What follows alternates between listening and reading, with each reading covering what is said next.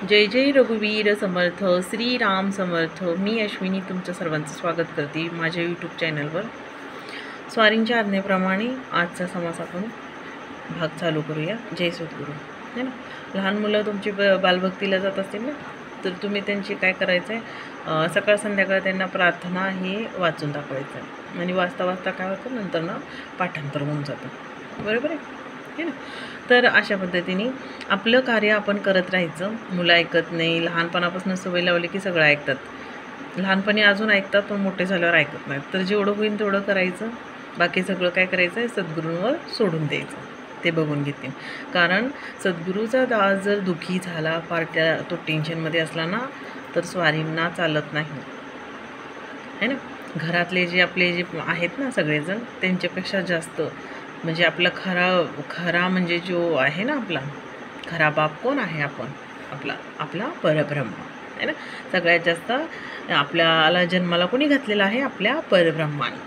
तर परब्रह्माला सगळ्यात जास्त त्रास होणार. बरोबर आहे. तर अशा पद्धतीने आपला दास जर दुःखी असला तर आपला परब्रह्मही दुःखी राहणार. किती पटीने? 5 पटीने है ना.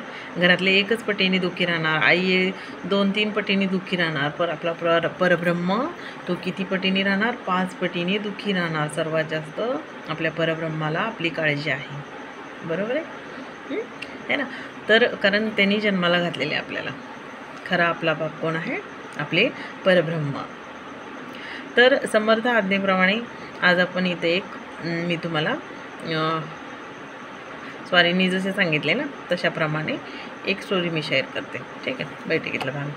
तर पूर्वी काय झालं, बैठकीमध्ये ना असं आम्हाला सांगत होते बरं का, त्या ताईंनी आम्हाला सांगितलेलं होतं. तर एक ताई होत्या. ठीक आहे. त्या खूप प्रॉब्लेममध्ये होत्या. हमेशा त्यांना प्रॉब्लेम राहायची. त्यांचा नवरा खूप दारू प्यायचा है ना. दारू पिल्याला चांगलं आहे का हो? नाही ना, है ना. चांगलं नाही. तर मग तो भांडणं खूप करायचा. पिऊन आल्यावर बडबड करायचा. मग ह्या ताई पण त्याला तोंडाला तोंड द्यायच्या. त्या पण त्याला काही ना काही बोलत राहायच्या. टाळी म्हणजे माणूस वैतागतं, राग आला जातं, टेन्शनमध्ये येतं. मग बैठकीमध्ये त्या ताईंना ना एक त्यांच्यावरच भाग केला है ना. मग निवेदन मांडताच जशा त्या बैठकीमध्ये गेल्या, बैठकीमध्ये श्रवण करायला बसल्या, तर त्यांच्यावरच हा भाग केला. भाग प्रत्येकावर जातो है ना. प्रत्येकाचं जे पण मनातलं जे तोडगं आहे, जे पण संकट आहे, जे पण मनामध्ये शंका आहे ना, ती तिथं जाऊन शंका तुमची ते शंकाचं निवारण होतं सद्गुरूंच्या बैठकीमध्ये है ना. कारण बघा, एकच ताई सांगतात आणि त्या कित्येक लोक बसलेले, कित्येक आपले दास बसलेले असते श्रवण करायला. प्रत्येकाची वेगळी वेगळी मागणी, प्रत्येकाचं वेगळं वेगळं टेन्शन असतं है ना. तर आणि भाग सगळ्यांवर जातो. ज्याला जे दुःख आहे त्याचं निवारण तिथं होतं है ना. आणि तुम्ही स्मरणामध्ये राहिला किंवा तुम्ही तुमच्या 7 भागाच्या उपासनेमध्ये राहिला ना, तर एक दिवशी तुम्ही सुद्धा है ना. आज मी तुम्हाला कसं इथं सांगण्याचा प्रयत्न करते ना, काही ना काही जे मला जेवढं सद्गुरूंनी आज्ञा दिली त्याप्रमाणे, तसं तुम्हीही माझ्यापेक्षा उत्तमाचं एक दिवशी नक्की सांगताल है ना. मागणी तसा पुरवठा है ना. तर आता तर मागणी करायचीच नाही आहे. कारण काही लोक, हा भाग तर मागे पण मी सांगितलेला आहे, कारण काही लोक काय पण मागतात है ना. त्यांना मागता येत नाही, काय मागायचं काय नाही. त्याच्यामुळे स्वारींनी काय सांगितलं, तुला जे पाहिजे ते मी देणार. तुला काय कमी आहे, तुला काय जास्त आहे, ते मी बघून घेईन. तू फक्त तुझं कार्य करत राहा. मला सगळं माहिती, तुला काय द्यायचं आणि काय नाही द्यायचं है ना. तर अशा प्रकारे आपण आपल्या भगवंताला, आपल्या परब्रह्माला जसं ते सांगतात त्या आज्ञेप्रमाणे राहायचं. हां, विषय आपला काय चाललेला होता. मग त्या ताई खूप दुःखी होत्या. त्यांच्यावर मग एक भाग केला है ना. मग स्वारींनी सांगितलं,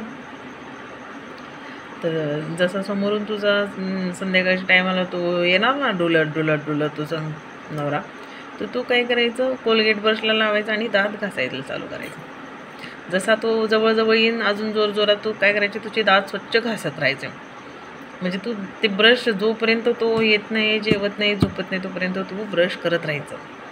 मंजन घे, कोलगेट घे, तुझं काय आहे ते घे आणि तू फक्त नुसतं दात घासत राहा. कारण काय होतं, बोट तुमच्या तोंडामध्ये राहिल्यावर तुम्ही काय बोलू शकणार नाही, कारण तुम्ही दात घासताय, तर तुम्हाला काही दुसरं बोलताच येणार नाही, है ना. म्हणून सॉरींनी काय सांगितलं, कंटिन्यू तू तुझं कार्य करत राहा जोपर्यंत तो जेवण करून झोपत नाही. मग तो येतो, बडबड करतो, काय काय म्हणतो तिला, पण ती स्वारींच्या एकदम आज्ञेप्रमाणे उपासनेला ती एकनिष्ठ होती. जसं स्वारींनी सांगितलं ना, तशा प्रकारे ती तिचं कार्य करत होती. मग नवरा ना तिचा बडबड बडबड काय काय केला आणि झोपून गेला, गप्प बसला. म्हणजे स्वारींनी काय सांगितलेलं आहे की आपल्याला काही लोक खूप त्रास देतात.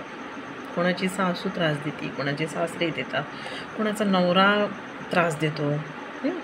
तर अशा प्रकारे एक स्त्री खूप टेन्शनमध्ये असते. आणि हा भाग मी दादा, जे पण दादा आहेत त्यांच्या बायका, काही बायका पण म्हणजे हे राहतात बरं का. तर समोरच्या त्या दादांनी पण काय करायचं आहे, तेच कार्य करायचं आहे ना. काय कार्य करायचं आहे, गप्प बसायचं, काही बोलायचं नाही. समोरचं जर व्यक्ती जर भांडणं करत असेल तर आपण शांत बसायचं. त्याचं झाल्यावर परत अजून भांडायचा प्रयत्न करायचा नाही. आपण आपलं काय करायचं, चांगलं उपासना करायची. आणि जितकं तुम्ही स्मरण करता तेवढा तुमचा देह काय होणार आहे, स्वच्छ होणार आहे. आता डायरेक्ट काय आहे, मोक्ष आहे ना.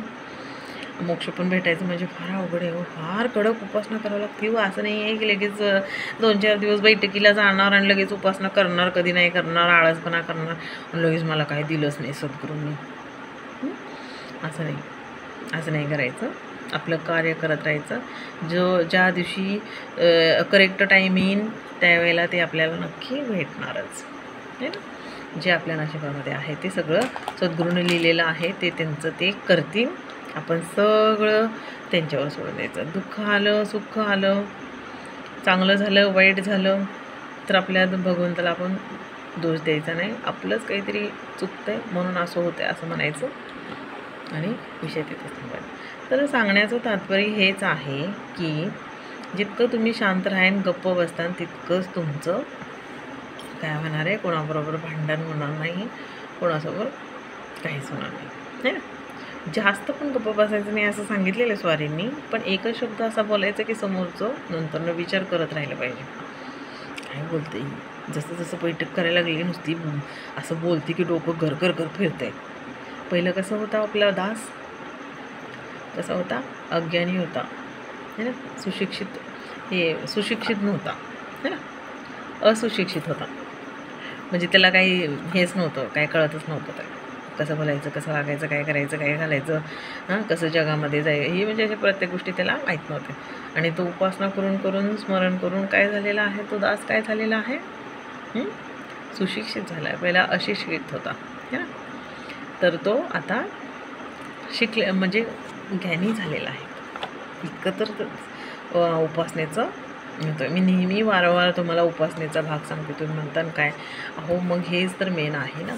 जे सद्गुरूंचे दास आहेत, जे बैठकीत जातात, जे जात पण नसतील ते पण जॉईन करा आणि तुम्ही ह्या गोष्टी आचरणामध्ये आणल्यावर बघा तुमचं किती कल्याण. तर अशा प्रकारे सांगण्याचं तात्पर्य हेच आहे की तुम्ही तुमचं कार्य करत राहा आणि आपलं सगळं काय आहे ते आपण स्वारींवर सोडून द्यायचं. जय जय रघुवीर समर्थ, श्रीराम समर्थ. आणि ज्यांना ह्या व्हिडिओची गरज आहे, हा व्हिडिओ तुम्ही त्यांच्यापर्यंत पोचवायचं कार्य करा. जय सद्गुरू.